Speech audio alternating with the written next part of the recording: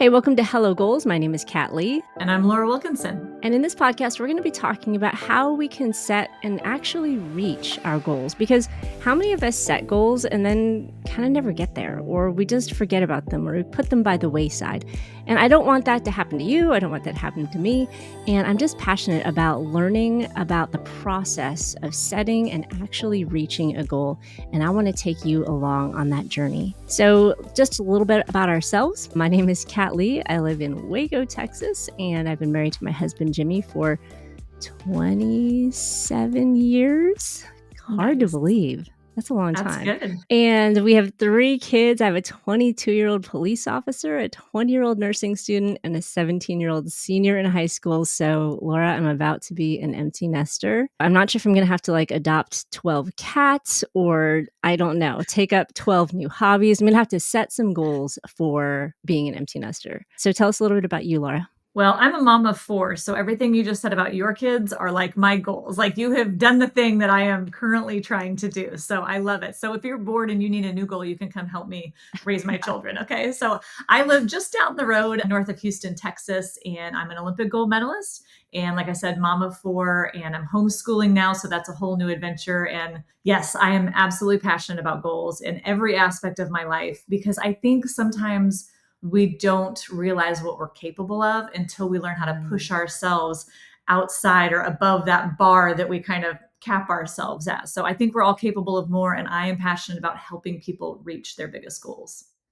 Oh, I love that so much. I've been thinking a lot lately about being outside my comfort zone because I feel like God is constantly pushing me out there. Like when you're little and you go swimming, maybe with one of your parents, and they're like, "Oh, just jump in, I'll catch you."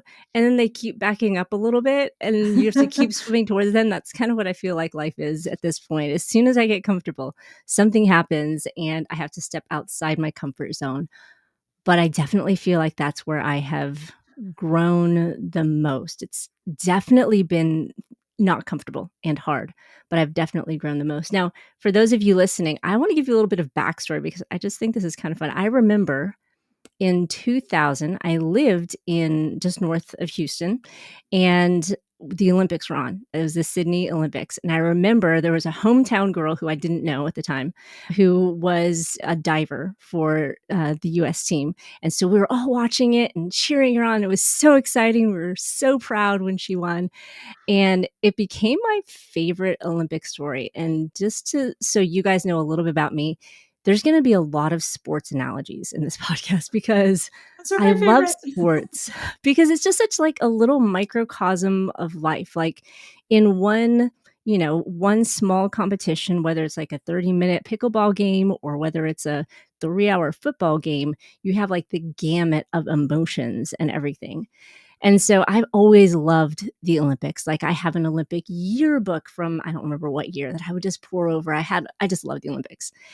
Fast forward, this has been my favorite Olympic story. And I'd be like, guys, watch this.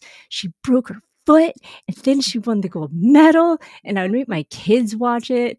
And so for my birthday, I think a couple of years ago, my daughter, I think, reached out to you on Instagram and said, can you leave my mom a happy birthday message? Oh, that's right. I remember that. Yeah. And then you did, and I was like, no way. And I was so excited. And so, guys, it's just so fun. And so I love our combination here, Laura, between you've reached the thing that so many people dream about accomplishing, and it's inspiring. And then I'm hoping to bring in the everyday mom situations. I want to make dinner tonight and I don't feel like it. Yeah. Dude, dinner every How do night is hard. Yes. I love that because yes, I reached the pinnacle of my sport, but I'm still a human every day. I'm a wife and a mother. We've been married 22 years now. And, trying to make dinner every night, trying to survive homeschooling, the everyday stuff is sometimes harder than the big stuff. You know what I mean? Because sometimes you're more motivated to do the big stuff, with everyday stuff, you're just like, oh, this is so hard. But I'm totally with you on the sports analogies too. I think sports are such a good, they're just a great metaphor for life because, like you said, that in this small period of time, there's all the emotions, but it's also a very black and white way to view things because there are rules, there's a structure. This is how you win and this is how you lose. But life's not like that, right? It's real gray and lots of different shades of it. And sometimes it's hard to navigate. Like, what do we need to do? What are our priorities? How do we figure this thing out? And so coming back to sports and the lessons that we learn in the pool or in the arena, like they're very relatable to everyday life. And for me, they've helped me guide my life outside the pool. Yeah, and just for those of you listening who are like, "I don't like sports ball. I don't do sports ball. Sports ball. I'm not interested in sports." Stick with us because I think this can apply to anything. Like, if you think of sport just like I said, like a little microcosm, it can apply to making dinner. I don't wanna make dinner, but I have to make dinner. I need to go get all the ingredients to make dinner, and then, "Aha, I finally made dinner." Regardless of whether people end up liking it or not, you did the thing. So, even if you can even look at the little things that we do every day that are a challenge that we have to think about, that we have to plan for, all of those are kind of little goals as well. And while you don't necessarily need to like sports to get our analogies, I think it will help you understand the angle that we're coming from because it just mentally, and I think that's a big thing, obviously, Laura, that you know a lot about. Just so much of the challenges we have in setting and reaching our goals is mental Oh, and yeah. the mental things that we need to overcome. And one other thing that I do want to say for all of you listening is that this isn't a go-getter podcast. Like, we're not here to say you've got to do all the big things and hustle and wake up at the crack of dawn and go to bed at, oh dark 30. Really, this is just about whether your goal is just to get more sleep, whether your goal is to take a daily nap because you're homeschooling 4 kids and you have a dog that sometimes barks at people, whatever your goal might be, we just wanna help you get there, and I think we all have different seasons, kinda like you were saying, Laura, the seasons between pursuing an Olympic gold medal and the seasons between being a mom. We have different goals, and it all looks different in that way. It does, and there's seasons where you feel a little lost too. Like when I was Mm, making the transition out of sport and into the more like regular life, it was hard. I kind of lost my identity a little bit, didn't really know where I was going. And for a very goal-oriented person, that was difficult. That was a big struggle, but there's beauty in those times as well. And if you're feeling that way, like I want to help you get out of that also, because there's definitely more there for you. I feel like if you've got breath in your lungs, there is still hope mm. and purpose in your life. And so we want to help you live that to the best of your ability and be all that God created you to be. I would actually love to press in on that a little bit more. Like, what are some of the things that you did? Because that sounds like a really hard transition. You're an Olympic gold medalist, you're on top of the podium, you're on a Wheaties box, and then you're not. Like, it's not like everyday life people dive, you know? So, how did that work for you? I'm so curious. Well, it was hard when I retired. Okay, so I retired twice. I've been through the the hard loss stage a couple of times, and it wasn't easier the second time. I'll just put it out there. But I knew I would be okay because I made it through the first time. But the first time, I retired when I was 30, which was really old for a diver. And I just was like ready to be a mom. I was like, okay, the diving thing is done. Now I want to be a mom, and I just set out to be this mom, and that wasn't happening.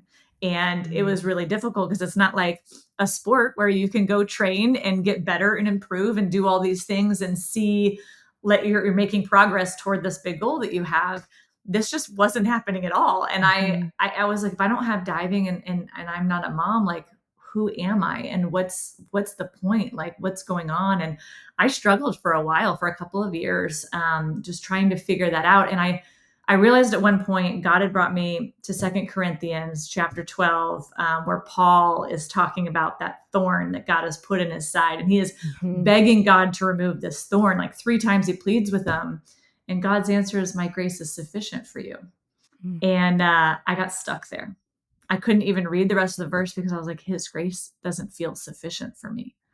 Because who am I? And I'm lost. And if I can't have this, like what do I do? And what I realized was if his grace isn't enough for me, if God isn't enough for me in not being a mom, then there's a problem. And if I'm going to be a mom, I need him to be enough for me. So either mhm. way, like I knew I had an issue that I had to rectify that first, that God had to become enough for me.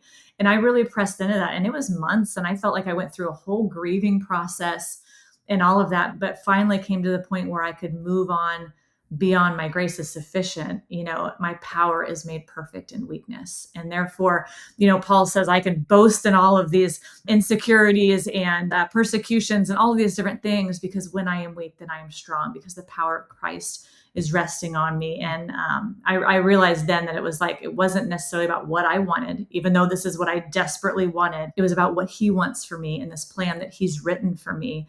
And he is enough for me, and that he has to be. And it just opened up a whole new world of opportunity. And actually, in that same period of time, God completely transformed my husband's heart for adoption. And so we started the adoption process shortly after that. And then, all the rest is history. I have two kids from birth and two kids from adoption, and it's awesome. I can't imagine my life any different. Ah, that's amazing. I think you touched on something that's just so crucial to this whole topic of our podcast, and ultimately that's just our identity. If our identity isn't in Christ, it's in something that can be lost. It can be something that we can fail at. It can be something, like the whole rock and sand parable. That's foundationally what I would encourage all of us to explore is my identity in Christ. And if it's not, I can't weather all the highs and lows and emotional trauma of being outside of our comfort zone, because that's scary. Like we Mhm. don't just dive into the pool and swim to nothing. We're swimming to our parent, and we have that hope in front of us. And so if our identity is in Christ, then we have that hope that whatever happens in the meantime, we're good. And Mhm. so, as I coach women in setting goals and things, I often talk about, do you have a personal inventory? Have a note on your phone and just start writing down things about yourself that are true. I remember being on a mission trip when I was in college, and it was like a 7-day mission trip. And I was hanging out with people the first 5 days. And I remember being specifically on the bus heading out to a project. And this friend that I'd been hanging out with all week came and sat down next to me and started talking to me. And I was like, can you please stop talking? I didn't say that out loud, but in my head, I'm like, your mouth keeps moving and I just can't handle it. And at that point, I realized that I'm not really an extrovert. I'm maybe more of an ambivert. And apparently, I have a social limit, and I Wait, needed to. what's an ambivert? Okay. So there are I don't know this. extroverts Mhm. that are, fueled and filled by being with people. And then there Mhm. are introverts who are fueled and filled by alone time. And an ambivert is right in the middle. They get Ah, some fuel from being with people and some fuel from being by themselves, but they need both. And so if you're interesting. on day 5 of a 7-day mission trip, and then you have an extrovert sitting next to you who's just verbally processing everything, I just was like, "Oh my gosh." And so in that moment, I realized this is true about me.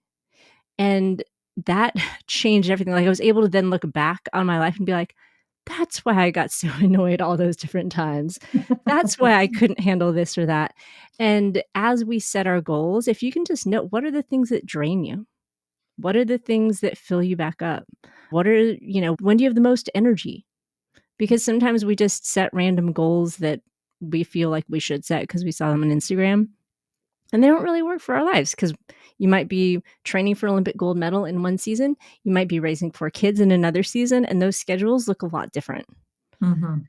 So, yeah, I think that, knowing our identity in Christ and knowing ourselves and how he made us and how that works together, I think is so key, so that then our goals can kind of become more of a sacrifice Mm. and not an idol, because that's where, Mhm. obviously, I think we can struggle really hard. I like that. That's really good. So why are you when did you become so passionate about goals? I think it's been gradual. I would always make little plans for myself growing up, but I think honestly, once I had kids, this doesn't feel like the normal story, but I feel like after I had kids, my brain kind of came alive. Yes, Like, that's very unusual. You are I know, not normal. I don't know what it was, but I just started seeing how much bigger the world was and realizing what was possible. And here's the thing, I think once I had kids, I was spending so much more time with Jesus because I desperately needed it. Mm, My short story is that my mom passed away when I was a baby, so I never kind of had that mother-daughter relationship, and when I became a mom, I just wanted to be a great mom because I never had that, and I wanted to be that. Mhm. And when you want something so desperately, you do whatever it takes to get there, and so I realized I can't do this by myself, and so I need Jesus, and that's when I started just really starting my day with him and spending more time with him. And I think that's why my brain kind of exploded, and I mean, my heart as well in that season, and just I think he opened my eyes to just the impact that we can have walking through the grocery store and smiling at somebody. It could completely transform their day. They're like, "I thought nobody cared, but then this one lady just smiled at me, and it just made me feel happy, and maybe that saved their life." I don't know. Mhm. You never know what God can do, and so how cool is it that we can wake up every morning and step through the wardrobe into Narnia, into whatever cool plans that God has for us? I just think it's very fun and exciting, and I want to live my life in such a way that I'm ready and waiting whenever he wants to call me into the game, you know, Mhm. whether it's smiling at the person at the grocery store or, you know, teaching my kid math. Okay, that's not a good example because I definitely did not teach my kids math. But, wherever I am and whatever I'm doing, I just wanna be as intentional as I can, and I get to live this one life, and it's just fun and exciting, and anything is possible. I'm talking to my favorite Olympian on a podcast, so how cool is that? And I just love encouraging other women too. I think as we get older, we tend to dream less, and we Mhm. think that our lives are on the downhill, and I don't believe that to be true. So I just hope to give a little bit of inspiration to women to believe that you can still do really cool things. Going off of that, I would love for you to tell about the second part of your Olympic retirement because I think it's such an inspiring example of seasons. Well, I thank you for sharing that part of your story. I didn't know that, and it's beautiful. It breaks my heart that you didn't have that growing up, but I love that you so desperately wanted to be what you didn't have that it just changed everything. Like that's so. Mhm. I'm getting all verklempt over here. That's no, I love that. That's a beautiful story. And when I finally got to be a mom, it kind of happened really fast. We started that adoption process and then got pregnant, and then by the time we brought our first adopted child home, like our kids were only 6 months apart. And Wow. we thought, wow, that was a great experience. Like, we should start the adoption process again. It takes a really long time. This was 6 months after bringing our daughter Zoe home. So they were 12 and 18 months.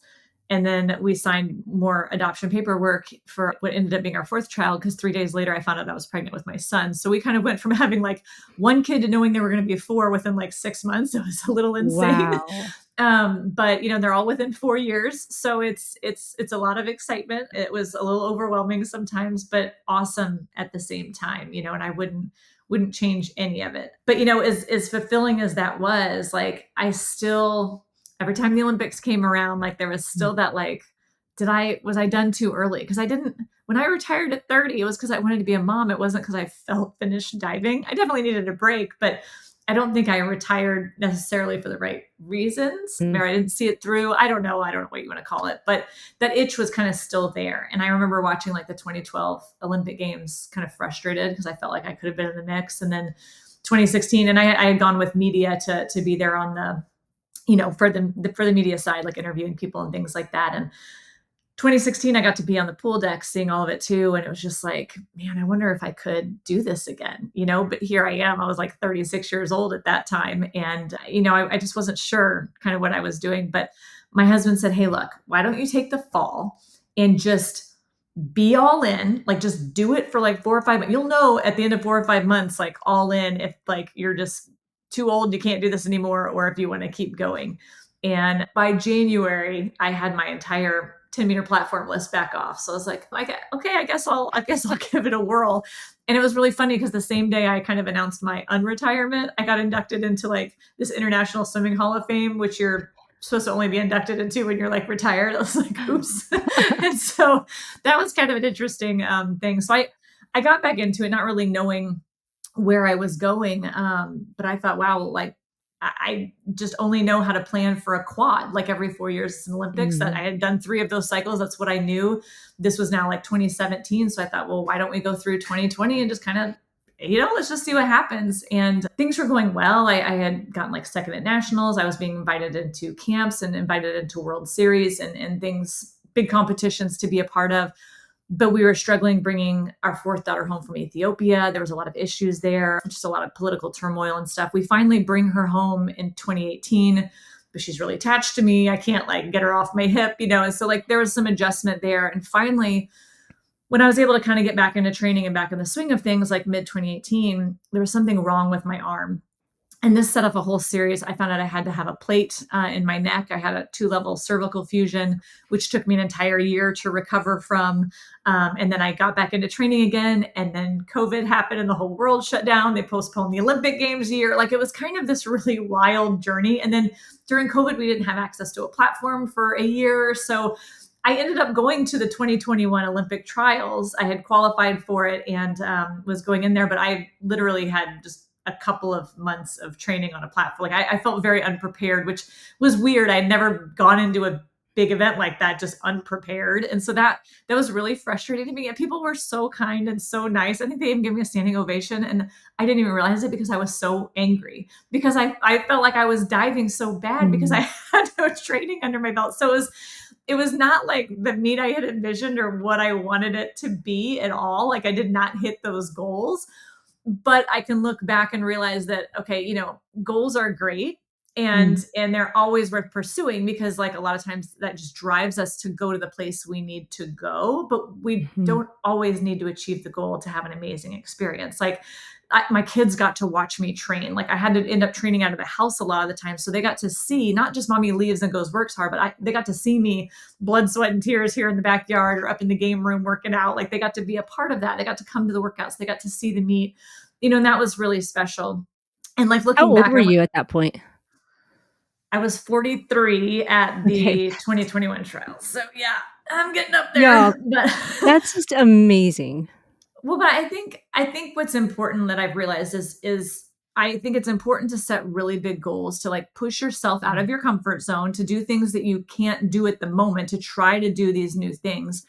But that also like you're not going to hit it every time. And missing a goal isn't a failure because if your goal is like way up here and you still hit like right below that, that you have come so much farther than where you were way down here. You've still grown. You've still done these incredible things. I went to 3 Olympic Games, but I only got 1 medal. But I do not consider the other 2 Olympic Games a Mm. failure. Fifth Mhm. at the Olympic Games, like 10 points off the podium is not a failure, but in our athlete eyes, sometimes we see it that way, but I can look back and say it's not, and look at all those experiences I had because I aimed really high. So Yeah. it's a balance there, right? Like the goals are important and it gives you when you can break them down into these doable steps and it gives you this pathway to get there. Even if you don't accomplish it, you can still look back and see what you accomplished along the way and how far you came and how much you grew as a person or as an athlete. And so I don't think that's something that you disregard because Mhm. there's that cliche saying it's the journey, not the destination, which everybody loves to say, but like once you live it, you realize how very true that is. I stood on the podium for what all of 2 minutes while they played the national anthem, and that's it. Mm. Worked my entire like life and career, like went through a lot of stuff to stay on the top of that podium, and then it's over just like that. Mhm. So it's not about that moment. Like that moment was cool, it's special. I'm glad I have a little medal to like remind me of what happened, but that wasn't the moment that meant so much to me. It was the Mm. getting there, and all Mhm. those things that happened on the way. Mhm. Well, and the whole journey just made you resilient and able to come back from, "Oh, I had neck surgery." Well, let's start. "Oh, I had a broken foot. Hey, I'll still keep training for the Olympics." "Oh, I had neck surgery. Oh, I'm, you know, 3 times the age potentially of some of my Well, competitors." we don't need to publicize that. I well, but I say that because, for all the, everyday women listening, how often do we just immediately disqualify ourselves ahead of time because we think, "Oh, I haven't necessarily reached my goals in my past," or "I'm too old to do this," or "I'm too whatever to do this." And I love that you kept coming back, you kept trying again, you saw it as being more about the journey than necessarily the destination, and you didn't look around you to decide whether or not you could do it. You looked within you to decide whether or not you could do it, and I think that's an inspiration for all of us, and I know that for myself, I didn't know you at that time, but I do remember watching your journey on Instagram and thinking, "Gosh, if she's 43 and she can go to the Olympic trials for one of the youngest sports out there, surely I can go sign up for my local pickleball league," or whatever it was that might have been afraid to do. And it definitely inspired me, and I'm sure so many others. And I hope that for our listeners today, I hope this inspires you. What dreams did you have when you were little? What dreams do you kind of still have that maybe you don't even acknowledge anymore? One of my favorite factoids is that I think it was who's the chef? Julia Child. She didn't start cooking until I think she was 40, and Laura Ingalls Wilder, who wrote the Little House on the Prairie Mhm. series, did not start writing until she was 65. Her first Really? book until she was Wow. 65. And Grandma Moses, the famous painter, I don't believe started until she was maybe 80. And Wow. there's just tons of stories like that. So, whatever age you may or may not be, there's something fun and exciting for you. So if I could give anything to you to walk away from this episode with, it's just try dreaming again. In that little note where you notice things about yourself, like, I like this, I don't like this fills me up, this drains me. Start writing down some of your dreams. It can be wild. It can be crazy. It can be ridiculous. It sh It should be, yes. Like, let's just say I still, in my back of my head, every time the Olympics rolls around, I look at Filipino dual citizenship laws or rules. Like, maybe I could be like an Olympic snowboarder for the Philippines because there can't be that many Filipinos who snowboard. I don't snowboard, but hey, you know, anything is possible. And I just want to end this episode by saying, anything is possible. With the Lord, anything is possible. You never know what could be. And so I just would encourage you and challenge you to begin dreaming. Well, if we could, I before we end it, I do wanna ask Yeah. one more question because Yeah. when I became a mom, I kind of had this feeling that, like, my dreams are over. Now it's Mm. time for my kids. And like I felt like I had to shelf a lot of stuff. And this was in between my two Olympic career times. I felt like I had to put things away and just be there for them. And I think a lot of especially young moms kind of feel like that, like, okay, my time is over. And it can be very frustrating because we don't feel done. Like we still have Mhm. things that we want to do or we feel compelled to do things but we feel like maybe we shouldn't. But when you said you woke up when you had kids and you became very dependent Mm. on Jesus, like how, as you kind of woke up and I'm sure had to be dependent on him raising three little children, how did you kind of get through that, and what motivated you when, because I'm sure times were still hard. I mean, I know you came to this new place, but at the same time, I'm sure it wasn't easy every day. Like, what kind of kept bringing that to you and kept motivating you and helped you keep your eyes on Jesus in the process and learning who you were and setting new goals? Mm. Yeah, I mean, I think honestly it was just spending time with Jesus. So I'll just wrap in a quick version of my bigger story so you can kind of see how it comes a little bit full circle. And I think it's just that he had a plan for me. And I think so often we might discredit ourselves, we might count ourselves out of things, but if we just kind of step into the plan that he already has for us, then we never know what could happen. And so, after I had kids, like I said, I kind of feel like I came alive. I signed up for a web design course that was online that I could do on my computer while I had my brand new baby. And so I started doing that, then got into blogging, and then I decided to start a blog, and then it did well and got a lot of readers, and I'd had a podcast. And then I had a guy that I met along the way named Sean Groves. He reached out to me and he said, "Hey, we have these trips that we take artists and writers on for Compassion International, and we're going to go to the Philippines in 6 months. Do you want to go?" He didn't know my story. I've never met any of my Filipino family. I'm not a world traveler, never thought that I would end up going to the Philippines. I was like, yes. And so, long story short, I got contacted through Facebook by a cousin that I used to exchange airmail letters with when I was really little. And I said, "Well, I'm actually going to be in Manila." And she said, "Great, we'll meet you there." So the day that I got to meet my compassion sponsor child, we went back to the hotel we were staying at, and 18 members of my family had traveled 24 hours by plane, train, and automobile just to be in that lobby to meet me that day. And so for the first time in my life, I got to be surrounded by a bunch of women who looked like me, by my mom's brothers and sisters. And so I think that whole journey, the setting goals, all that, it was just me honestly just spending time with Jesus, and he was like, "I've got this great story for you. I've got this Mm. great plan for you." And so I learned about web design, and so I learned about blogging, and so I started blogging, and I set these little goals because I felt like this is where God was leading me. And there was one point when I had the blog, and it was for moms because I wanted to encourage moms, but I'm like, the motherless mom blogger, like who's gonna read this, and what do I have to offer? And I felt like God wanted me to write a little ebook about how I get up and spend time with him in the mornings and what that looks like. And I was like, that's gonna be real popular. Nobody wants to read a book about waking up at oh dark 30. But that's actually the very thing that made my blog popular, that put me in front of Sean Groves, that got me on the compassion trip, that allowed me to meet my family.